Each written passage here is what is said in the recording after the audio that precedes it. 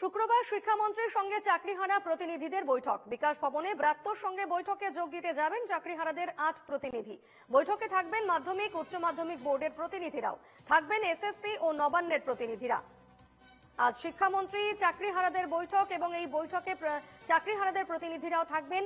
বিকাশ ভবনে ব্রাত্য বসুর সঙ্গে বৈঠকে যোগ দিতে যাবেন চাকরিহারাদের 8 প্রতিনিধি। বৈঠকে থাকবেন মাধ্যমিক উচ্চ মাধ্যমিক বোর্ডের প্রতিনিধিরাও, থাকবেন এসএসসি ও নবান্নের প্রতিনিধিরাও।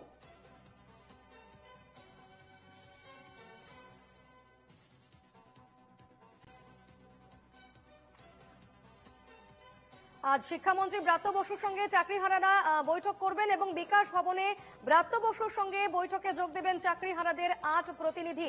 থাকবেন মাধ্যমিক উচ্চ মাধ্যমিক বোর্ডের প্রতিনিধিরাও, পাশাপাশি থাকবেন এসএসসি ও নবান্নের প্রতিনিধিরাও।